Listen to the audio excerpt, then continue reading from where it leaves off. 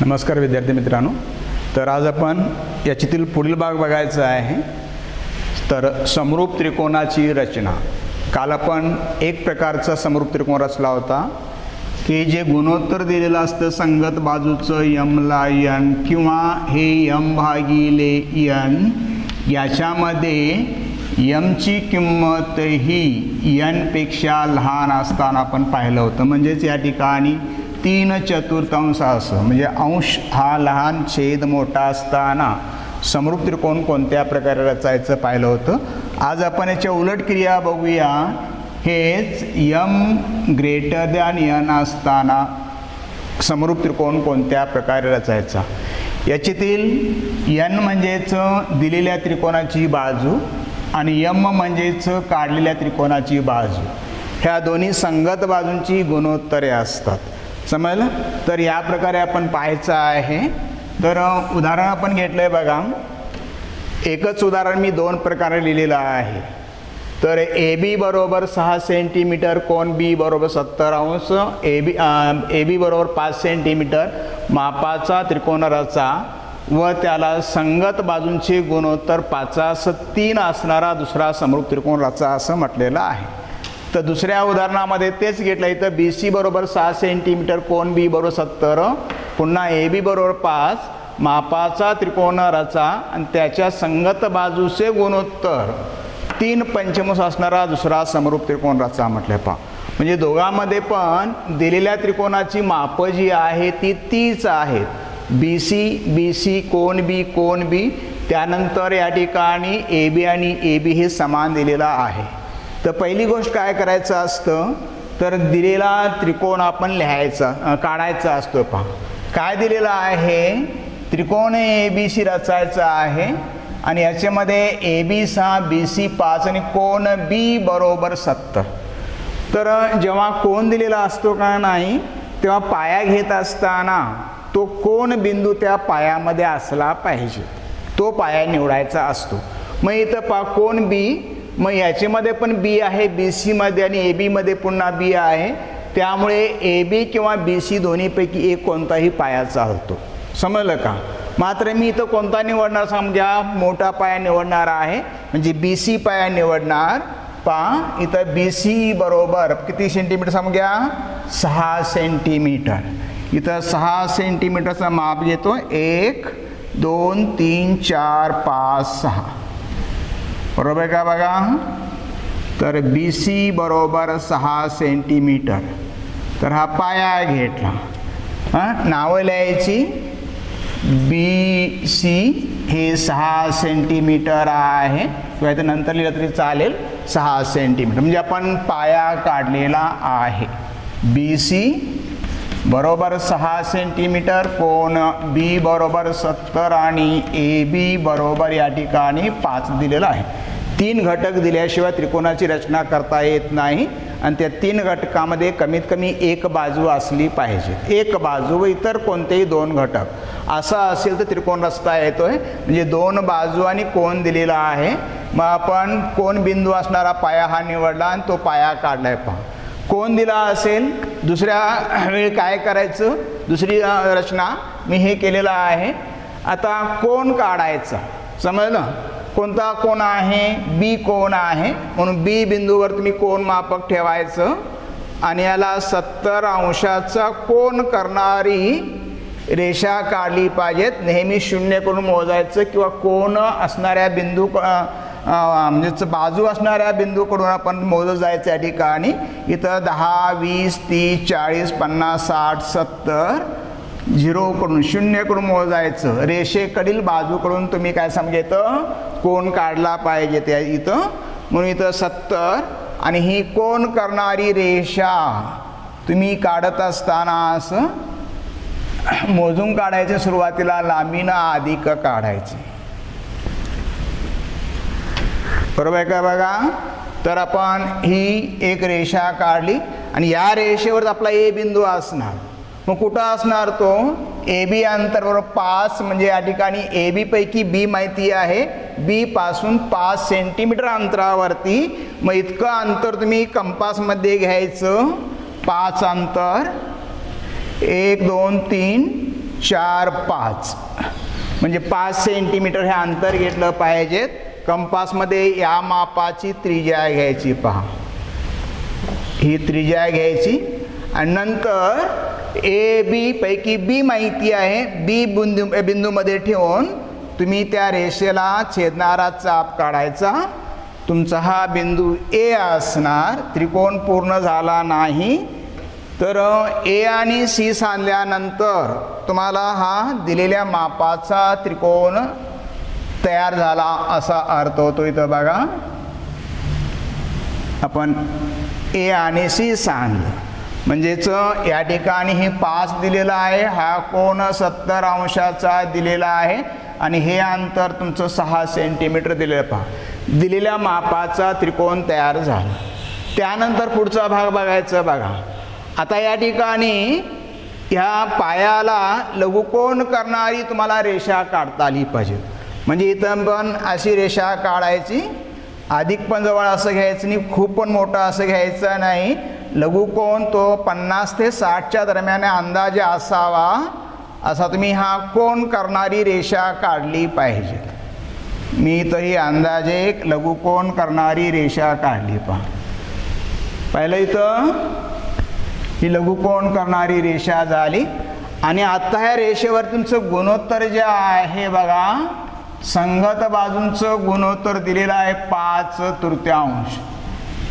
जेव्हा अंश मोठा असतो का नाही हे असं देतात किंवा याला भागल्यानंतर का होणार 3 एक्के 3 उरता 2 1.2 असं न देता हे असं पण देतात. जेव्हा असं दिलं असेल का नाही त्याचं रूपांतर हे असं विषम अपूर्णांकामध्ये, हे मिश्र अपूर्णांक आहे याचं विषममध्ये रूपांतर केलं पाहिजे. 3 एक्के 3 3 2 5. समजलं का? त्यानंतर काय करायचं पहा, ह्या दोघांमध्ये 5 आणि 3 अंश आणि छेदमध्ये मोठी संख्या कोणती आहे बघायचं. 5 मोठी आहे की 3 मोठी आहे? इथं 5 मोठी आहे. मग योग्य त्रिज्येने, त्रिज्या फार मोठी निवडायचं नाही, फार लहान पण निवडायचं नाही. आपण स्वतः मनानं योग्य त्रिज्या निवडायची आणि इतक्या या 5 संख्येने योग्य त्रिज्येने बी बिंदूतून ह्या लघुकोन करणाऱ्या रेषेवर तुम्ही अशा खुणा करायचं. ही पहिली खूण, दुसरी, तिसरी, चौथी आणि 5वी. ह्या 5 तुम्ही खुणा केल्या. समजलं का? हे B1 आहे, हे B2, B3, B4 आणि B5.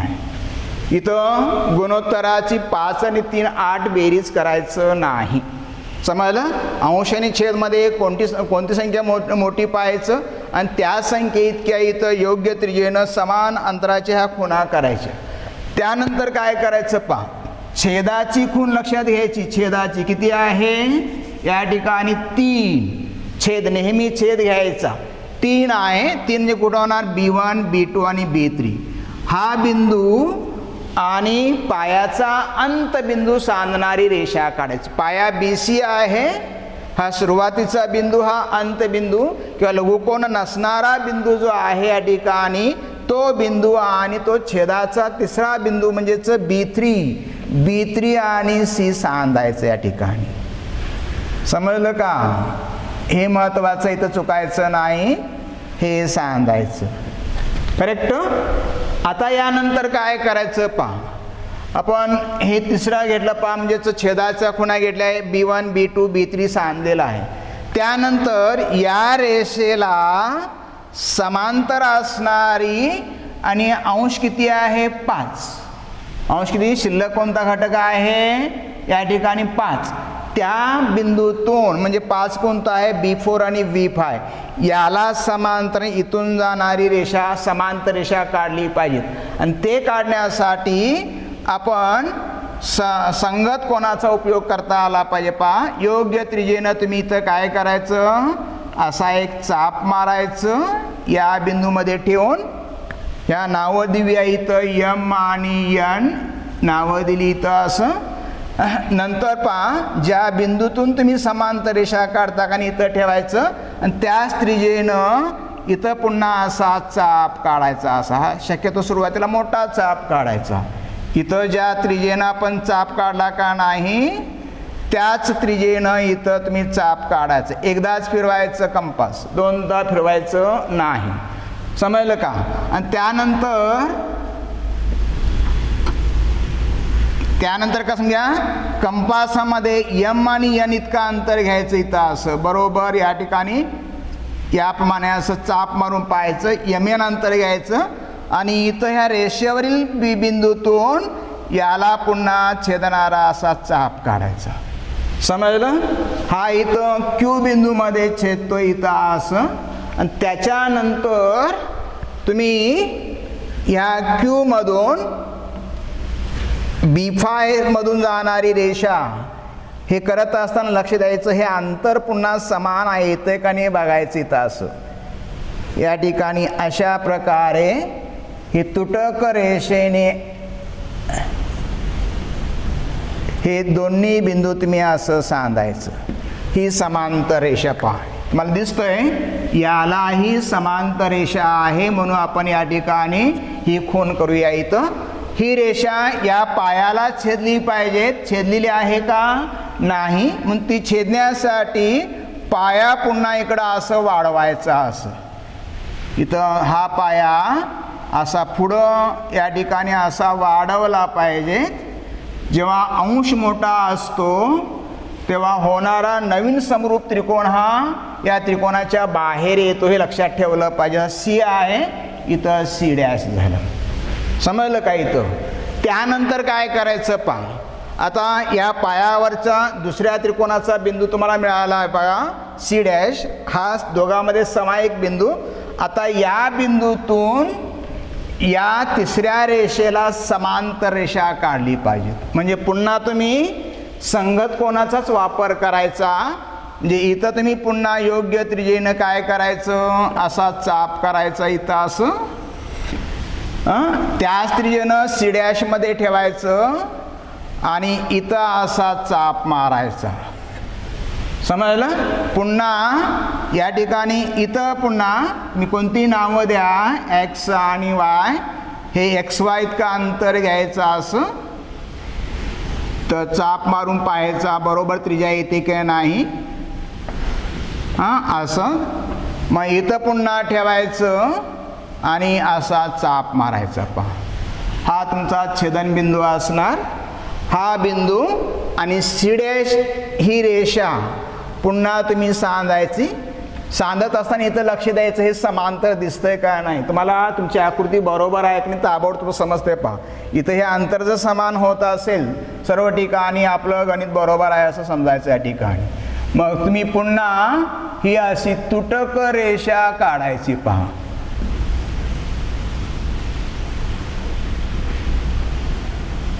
अशी तुटक रेषा काढला असेल का नाही तुम्हाला ही समांतर रेषा मिळते. बरोबर आहे. आता त्रिकोण पूर्ण झाला का? इथं छेदन आहे पहा. म्हणजेच ही रेषा पुढं वाढवायची. आता ही वाढवायची रेषा इथं अशी वाढवल्यानंतर या ठिकाणी एका बिंदूमध्ये ते छेदणार. हे असं छेदणार आणि हा तुमचा ए डॅश हा का समजा नवीन बिंदू असणार. म्हणजेच हा मूळ त्रिकोण ए बी सी हा मूळ त्रिकोण आणि याला दिलेल्या गुणोत्तरामध्ये समरूप असणारा दुसरा त्रिकोण A dash B C dash म्हणजे हा तुमचा नवीन तयार झालेला मूळ त्रिकोणाशी समरूप असणारा त्रिकोण. समजलं का नाही? इथे लिहायला पाहिजेत. मूळ त्रिकोण हा नंतर घ्यायचा. नवीन त्रिकोण कोणता? A dash B C dash. A dash B C dash कुणाला समरूप आहे? ए बी सी ला समरूप आहे. ए बी सी ला समरूप आहे. A B C A dash B C dash याच्याशी समरूप हा नवीन त्रिकोण आहे आणि हा मूळ त्रिकोण समरूप आहे. संगत बाजूची गुणोत्तर कोणतं म्हटलं असेल? ए डॅश बी. इथं ए डॅश बी भागिले ए बी. कारण हे दोन कोण समान, त्या समान कोणासमोरील बाजूंची गुणोत्तरे. दुसरं या ठिकाणी B dash C B C dash भागिले बी सी, म्हणजे या कोणाशी हा कोण समान, मग याचे समोरील ही बाजू भागिले याचे समोरील ही बाजू, आणि तिसरं कोणतं सम घ्या, या ठिकाणी ए डॅश सी डॅश भागिले ए सी, आणि यांचं गुणोत्तर किती आहे तर समजा 5/3 असं शेवटी लिहायचं. एवढं केलं का नाही तुम्हाला हे 4 मार्क मिळतात का, समजलं. आता हेच गणित पुन्हा कालची आपण कृती पुन्हा हे रिवाइज करूया.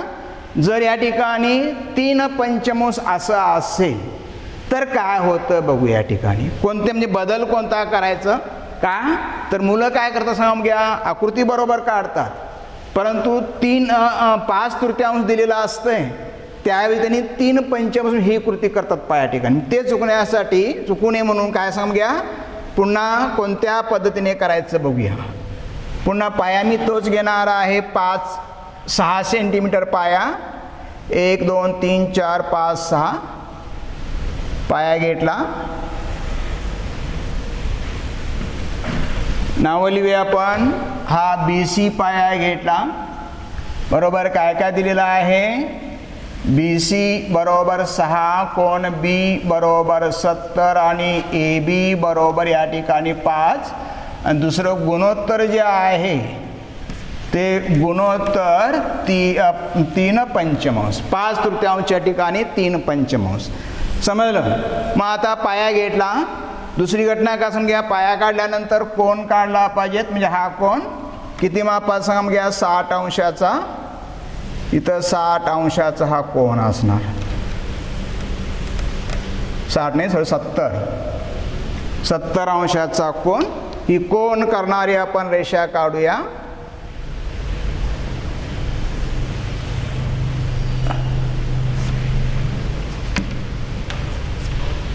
हा कोण 70 अंश आहे. याच्यावरती 5 सेंटीमीटर अंतरावर कोणापासून, बी पासून दुसरा बिंदू असणार म्हणून 5 अंतर घेऊया. इथं 5 अंतर आहेच, इथं बघा मगाशी घेतलेलं आहे 5, नाही हे अंतर ए बी 5. मग इथं आपण बी बिंदूमध्ये ठेवून हे 5 अंतर घेतलं. हा तुमचा ए बिंदू. हे दोन्ही बिंदू सांधला असाल ए आणि सी, तुम्हाला दिलेल्या मापाचा त्रिकोण तयार झाला ए सी बरोबर आहे. आता गुणोत्तर जे आहे पहा 3/5. मग दुसरी घटना काय समजा, दिलेल्या मापाचं त्रिकोण काढल्यानंतर याला लघुकोन करणारी, कोण न मोजता लघुकोन करणारी रेषा काढायची. किती लांबीची, थोडीशी अधिक असेल लघुकोन करणारी रेषा काढायची.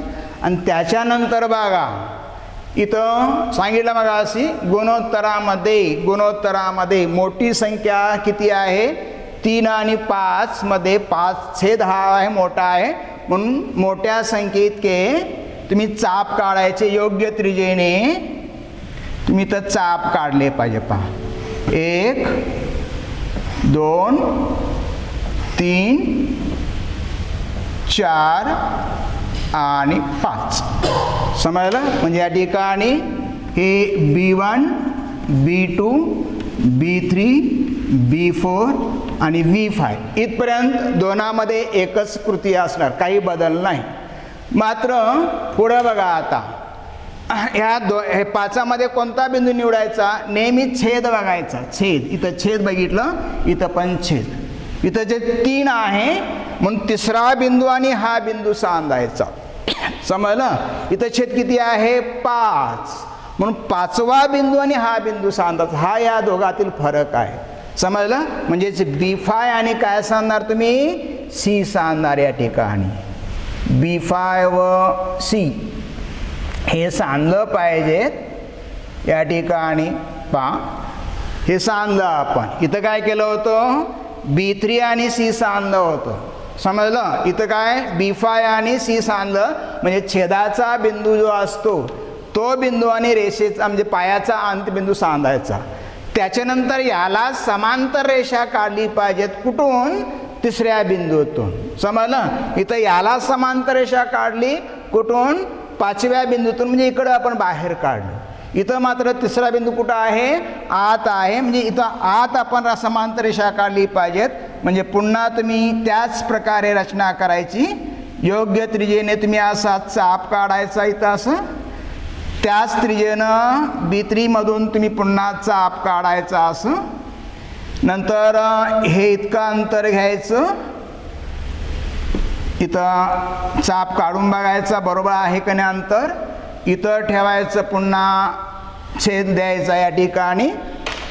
त्यानंतर हा बिंदू तिसरा आणि हा बिंदू सांधणारी रेषा. आणि करत असताना आपण लक्ष द्यायचं हे याला समांतर दिसतंय की नाही. इथं जर समांतर दिसत नसेल तर आपण चुकलो असं समजायचं. मग थोडंसं आपण ॲडजस्टमेंट करून घ्यायचं. हे तुमचं समांतर रेषा बघा, हे असं. आणि इथं नाव C आहे म्हणून इथं C' काढलं. समजलं का. त्याच्यानंतर आता याला समांतर या बिंदूतून, तसं आपण याला समांतर या बिंदूतून काढलं होतं, म्हणजे बाहेर गेलो होतो. इथं आत येणार आहोत. समजलं. म्हणून पुन्हा त्याच रचनेचा तुम्ही उपयोग करायचं. योग्य त्रिज्येनं तुम्ही इथं चाप घ्यायचा असा, त्याच त्रिज्येने इथं असा चाप घ्यायचा. ही त्रिज्या बदलायचं नाही. नंतर हे अंतर घ्यायचं असं. हे अंतर घेत असताना हे अंतर नेहमी चापापेक्षा लहान असतं. हे अंतर घेतला आणि त्या त्रिज्येनं पुन्हा इथं छेदणारा चाप काढायचा असा. समजलं. हा तुमचा छेदनबिंदू. आणि पुन्हा नंतर तुम्ही C' आणि तो बिंदू सांधायचं. आणि या हे सांधत असताना पुन्हा लक्ष द्यायचं इथं समांतर दिसतंय का नाही. समजलं. म्हणजे पुन्हा या ठिकाणी हे असं तुम्ही इथं रेषा अशी ही तुटक, नवीन होणाऱ्या त्रिकोणाचं रेषा ही शक्यतो तुटक काढा. म्हणजे चेक करण्याला ताबडतोब समजते समरूप त्रिकोण कोणता आणि मूळ त्रिकोण कोणता आहे ताबडतोब समजते. हा यातील नवीन झालेला हा समरूप त्रिकोण पहा. याच्यातील हा नवीन झालेला समरूप त्रिकोण, हा दोघातील फरक आहे. आणि तुम्ही नंतर इथे लिहायचं संगत बाजूंची गुणोत्तरे A' B भागिले याबरोबर हा कोण AB बरोबर पुन्हा BC' भागिले BC बरोबर पुन्हा या ठिकाणी सांगा A' C' भागिले AC. आणि याचं गुणोत्तर कोणतं, 3/5. का, हे दोन्ही त्रिकोण A' BC' समरूप त्रिकोण ABC आहे. समजलं. अशा प्रकारे आपण यांची हे करायचं. नंतर तुम्ही रचना इथे लिहायची पहा. आणि रचना लिहित असताना शक्यतो परीक्षेला रचना विचारत नाहीत. समजलं. मात्र तुम्ही जर लिहायचं असेल, म्हणजे काय करायचं तुम्हाला लक्षात ठेवायचं असेल तर प्रथम दिलेल्या मापाचा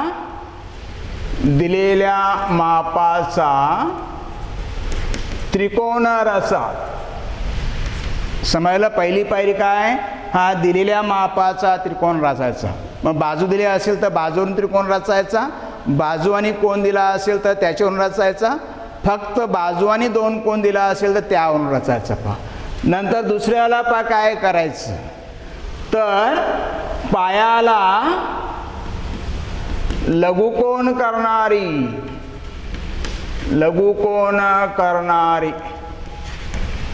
इथं कोणती रेषा काढली समजा, कोणतं नाव द्या या ठिकाणी, BK रेषा काढली. समजलं. इथं त्रिकोण कोणता आहे, त्रिकोण ABC हा रचला. नंतर पायाला लघुकोन करणारी का समजा BK काढली. नंबर 3, तर लघुकोन करणाऱ्या रेषेवरती आपण गुणोत्तरातील मोठा अंक कोणता आहे इतके चाप काढायचं. तर लघुकोन रेषेवरती, लघुकोन कंसामध्ये BK रेषेवर गुणोत्तर आहे का नाही, गुणोत्तरातील मोठ्या संख्ये इतके चाप काढले. म्हणजेच योग्य त्रिज्येने काय सांगितलं, चाप काढायचं.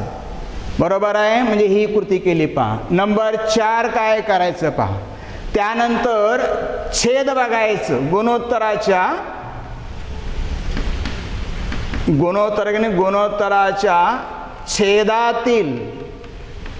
छेदातील संख्या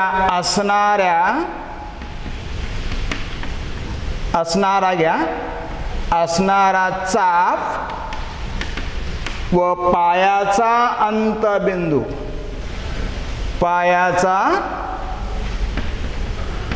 अंतबिंदू सांधणारी रेषा काढायची. काढणे समजलं. म्हणजेच ही रेषा किंवा या ठिकाणी ही रेषा काढली या ठिकाणी. त्यानंतर नंबर 5 पहा.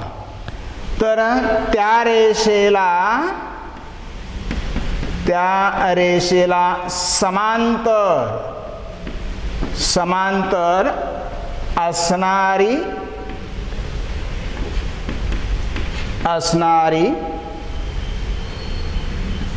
रेषा शिल्लक किंवा गुणोत्तरातील शिल्लक संख्येच्या बिंदूतून काढले. समजलं का. म्हणजे ते गुणोत्तर जे आहे 3/5. सुरुवातीला आपण 5चा वापर केला आहे. त्यानंतर 3 ही शिल्लक आहे. पहा शिल्लक म्हणजे काय सांगा, इथं 3 आहे आणि इथं शिल्लक कोणतं 5. म्हणजे अंशातील बिंदू किंवा इथं अंशातील म्हटलं तरी चालतंय. समांतर रेषा काढली. समजलं. त्याच्यानंतर नंबर 6 काय पहा. तर ही रेषा कुठं समजा पायाला छेदू द्यायची. ही रेषा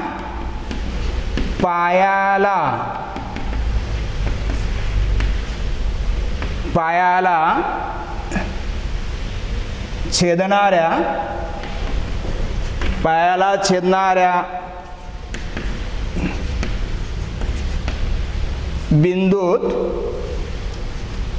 बिंदूपर्यंत वाढविणे.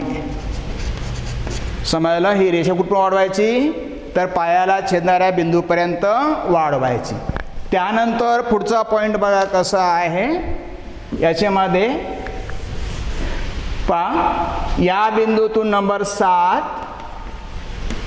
या बिंदूतून म्हणजे इथं मी लिहितो C' बिंदूतून मूळ त्रिकोणाच्या रेषेला म्हणजेच मूळ त्रिकोणाच्या रेषेला समांतर रेषा काढावी. समजा याला समांतर ही किंवा याला समांतर ही रेषा काढायची. त्यामुळे तुम्हाला काय सांगा मिळणारा त्रिकोण हा मूळ त्रिकोणाशी का असणार, समरूप असतो. समजलं. याप्रमाणे तुम्ही ह्या समरूप त्रिकोणी रचना केली पाहिजेत. महत्त्व फक्त इथं द्यायचं, दिलेलं उदाहरण या प्रकारचं आहे की या प्रकारचं आहे. पहा दिलेल्या त्रिकोणाच्या बाहेर केव्हा त्रिकोण होतो, जर अंश मोठा छेद लहान असेल तर. आणि दिलेल्या त्रिकोणाच्या आत त्रिकोण केव्हा येतो, जर अंश लहान आणि छेद मोठा असेल तर. तर अशा प्रकारे तुम्ही ह्या त्रिकोणाची रचना करायची. तर स्वाध्याय 6.1 यावरती एकूण 7 उदाहरणं आहेत आणि 7 पैकी पहिलं उदाहरण जे आहे ते रेषा दिलेल्या गुणोत्तरामध्ये विभागण्याचं आहे. त्यानंतर पुढची उदाहरणं जी आहेत ती संपूर्ण या प्रकारची आहेत. तुम्ही ही प्रॅक्टिस करा आणि यामध्ये काय अडचणी येत असेल तर ते मी पुन्हा विचारू शकता. तर इथं आपण आज थांबूया. थँक्यू.